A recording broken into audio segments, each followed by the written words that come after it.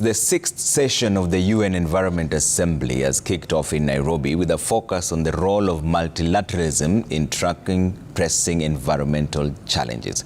Now, addressing the Assembly, Cabinet Secretary for Environment, Climate Change and Forestry, Soipan Tuya, says that Kenya is accelerating transition from a linear economy to a circular one and asked stakeholders to come up with a declaration spotlighting pressing issues.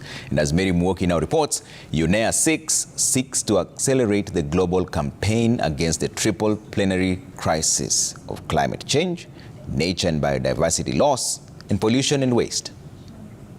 His election as the rapporteur of the committee. Over 5,000 delegates, including heads of state and ministers, are gathered in Nairobi for the sixth session of the United Nations Environment Assembly. The world's most powerful UN environmental decision-making body is expected to address the triple planetary crisis of climate change, biodiversity loss, and pollution and waste.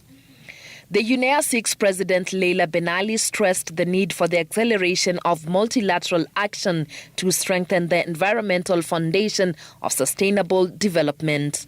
We are at the time where we need to restore trust in multilateralism and trust in humanity and what is left of us, what is left in us of humanism. So that's why we think that this UNEA 6 it's really a time of gathering and unity for the world and of gathering and unity for environmental governance. This year's discussions focus on how countries can use multilateral environment agreements to promote a better planet free from the impact of the triple planetary crisis. Inga Anderson, the executive director of the United Nations program UNEP, has highlighted 6 key issues that will help achieve a successful outcome if countries can negotiate on them.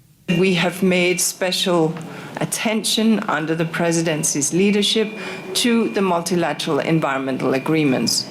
Recall, please, that for 52 years, these multilateral agreements in large part have rolled off the UNEP conveyor belt. And it's really important that we don't slice this thing so thin that we lose the connectivity and the indivisibility between climate, desertification, biodiversity, the ozone layer, chemicals, and so much more. The world will be looking to us here in Nairobi this week to renew hope. And hope we must provide as we consider the 17 draft resolutions guided by the overall theme of UNEA 6, effective, inclusive, and sustainable multilateral actions to tackle climate change, biodiversity loss, and pollution. We are accelerating the transition of our country's linear waste management system into circular economy.